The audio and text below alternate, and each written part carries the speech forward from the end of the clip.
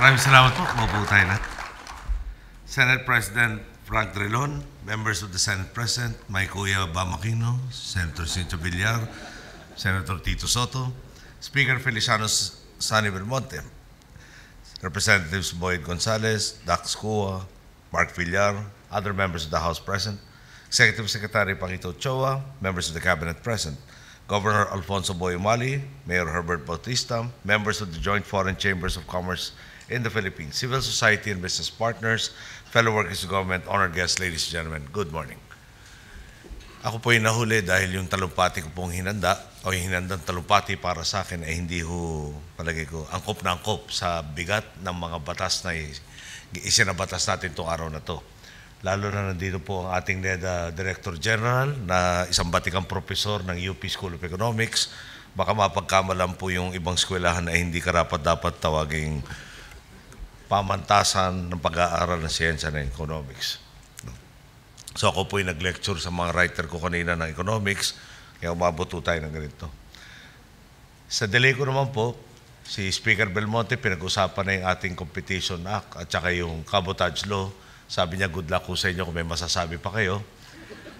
Kaya na sumunod si Senate President Frank Drilon, parang yung sona ko na yata binabasa niya. Buti lang 5 pages lang yung talumpati ko. Ang laki pa ng font. May natira naman kayo maski pa paano. Siyempre, umpisahan ko na sa pasasalamat. No? Pasasalamat, matagal na nabimbin itong mga batas na to. Si Uncle Henry sa balita ni Speaker Sani Belmonte, isa sa pinaka-nagtaguyod dito, isa sa pinagtrabahuhan niya. At the risk of having tomorrow's headline say Kamag-anak Inc., I'd really like to thank Uncle Henry and of course Kuya Bam, who were proponents of this. Bukas siguro Kamag-anak Inc. na naman nasasabihin. Okay. Nung nagsimula po tayo, nagbigay ako ng imbitasyon sa mga negosyanteng nakapulong natin sa iba't ibang mga bansa. Sabi ko po sa kanila, open for business na uli ang Pilipinas. Ang panata natin noon, patag na sistema mula sa pagpuksa ng kultura ng panunuhol, tongpats at pagsasamantala.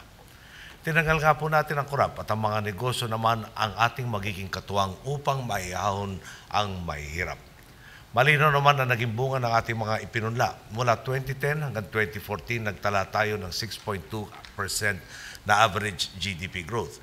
Ito po ang pinakamabilis na paglago ng ating ekonomiya sa loob ng 5 taon sa nakaraang 4 na dekada. Nitong nakaraang taon, nakamtan natin ang all-time high na net foreign direct investment sa $6.2 billion. Noong 2013 naman, iginawad na sa atin ang investment grade ng major credit ratings agency sa mundo na ilang ulit pa nilang itinaas sa mga sumunod na taon. Ilan lang po ito sa resulta ng maayos nating paggastos sa tapat na pamumuno. Ngayong araw naman po, nilagdaan natin ang 2 sa mga panukalang batas na sisiguro magpapatuloy pa ang paglago ng ating ekonomiya. Patunay po ito na hindi tayo basta-basta makukontento lang sa kung ano ang ating nagawa na, bagkus talagang sinasagad natin ang makukuhang benepisyo ng ating mga boss. Sa pamamagitan ng 2 panukalang batas na pinagtibay natin sa araw nito, tinatanggal natin ang mga baluktot na kalakarang dulot ng kawalan ng kompetisyon na walang nadadalang pakinabang sa ating mamamayan. Unahin po natin ang Philippine Competition Act. Higit 2 dekada itong nabinbin sa Kongreso. Sa panahong iyon, tsambahan ang naging pagtiyak ng patas na kalakaran sa merkado. Ang tanong nga po, sino ba ang nakikinabang pag walang kompetisyon? Yung mamimili na napapamahal ang bilihin, yung nagbebenta na walang insentibong paganday ng kanyang produkto para patasin pa ang halaga at kalidad ito. Sa pagsasabatas nga po ng Philippine Competition Act na isusulong ang kompetisyon sa merkado, ngayon, sa wakas, maliit man o malaki ang negosyo, ang labanan ay nasa paglalabas ng dekalidad na produkto sa pinakamakatwirang presyo, imbis na under the table ang paramihan ng koneksyon o ang paramihan ng koneksyon. Dito makakamit natin ang punto kung saan ang mamimili mas totoo yung presyong binabayaran, yung nagbebenta naman nahihikayat na pahusayin pa ang kanilang serbisyo. Sa dulo, lahat nakikinabang, lahat panalo. Ganyan din po ang prinsipyong tinataguyod natin sa pagpirma sa liberalization of Philippine Cabotage. Itong Cabotage Law na ito ay hango pa sa Tariff and Customs Code of 1978 at ngayon nga lang naibabagay sa ating mga pangangailangan. Nagsimula nga po siguro ang batas na ito para maenganyong mapaunlad ang ating shipping industry at magkaroon ng kakayahang makipagsabayan. Ang problema, kakarampot, ang dumagdag na mga barko natin na nagresulto sa absurdong sitwasyon kung saan kontrolado ng ilan lang ang takbo ng merkado. Kaya nga po, dumating na tayo sa panahong kailangan na natin baguhin ang sistemang nakagawian. Sa mga amyenda po ninyo, malayang makakapagkalakal ang mga banyagang barko ng kanilang imported at exported na kargamento sa kanilang napiling port of destination. Dahil dito, mapapamadali at mapapamura ang export at import ng mga produkto na magbubunsod ng mas masiglang merkado. Talagang nakakatipid ang lahat ng stakeholders mula sa mga mamimili hanggang sa mga negosyante. Halimbawa, sa dating kalakaran, dahil sa kawalan ng kompetisyon, kung magpapadala ka ng cargo container mula Cagayan de Oro patungong Hong Kong, aabutin ka ng $1,264. Sa halagang po yun, $1,120 mula Cagayan de Oro hanggang Maynila at $144 naman mula Maynila hanggang Hong Kong. Dahil sa pag-amyenda ng cabotage law, pwede nang dumiretso ang shippers mula Cagayan de Oro hanggang Hong Kong. Ang babayaran na lang nila, $500, $764 po ang natipid nila kada container.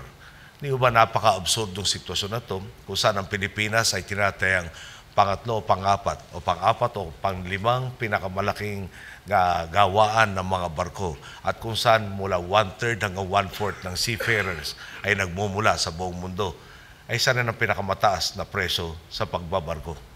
Alam naman po ninyo, bilang archipelago, hiwa-hiwalay ang ating mga isla at talagang pahirapan ang pagbabiyahe ng mga serbisyo at produkto. Kahit nga po ang gobyerno, apektado rin ang dating sistema ng shipping kung saan napapamahal ang pagbiyahe ng mga produkto at serbisyo. Halimbawa, noong magupit ang Yolanda at kailangan natin magpadala ng mga relief goods sa iba't ibang lalawigan, yung pong budget natin, pantulong, nababawasan pa dahil napupunta sa mahal na bayarin sa paghahatid ng mga kargamento. Idiin ko lang po, kung hahayaan na lang natin na magpatuloy ang nakagawiang sistema kung saan walang kompetisyon, hinahayaan na rin natin magtiis sa kakarampot na benepisyo ang ating mamamayan. Hinayaan na rin natin makontento sa sistemang ilan lang ang nakikinabang.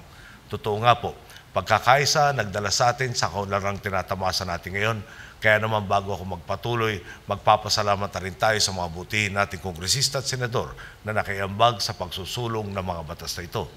Partikular po natin pa sa pinasasalamatan, nahin ko na po, sa na po kayo, yung kuya ko, si Bam Aquino, at ang marami pang ibang sponsor at may akda ng dalawang batas na ito. Kay Senator Frank De Leon at kay Speaker Sonny Belmonte, maraming salamat din sa pagpapastol ng mga batas na ito.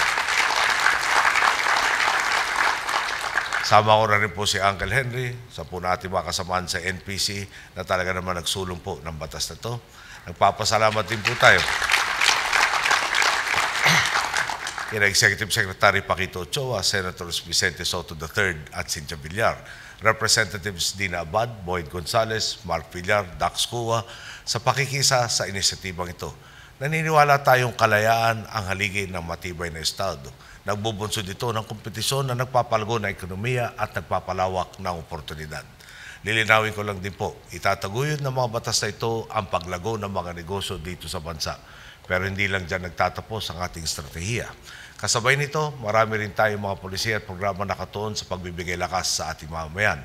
Mula sa pagsigurong dekalidad ng edukasyon ng ating kabataan hanggang sa pangangalaga ng kalusugan ng lahat at sa marami pang poverty alleviation programs tulad ng Pantawid Pamilya. Tinututukan natin ang kinabukasan. Ibig sabihin, hindi tayo pumapayag na may Pilipinong maiiwan, hindi natin dinadaan sa baka sakaling trickle-down effect ang malawakang kaunlaran. Lahat sabay-sabay nag-aambagan para isulong ang siklo ng pag-asenso at pag-agat ng dignidad ng bawat Pilipino.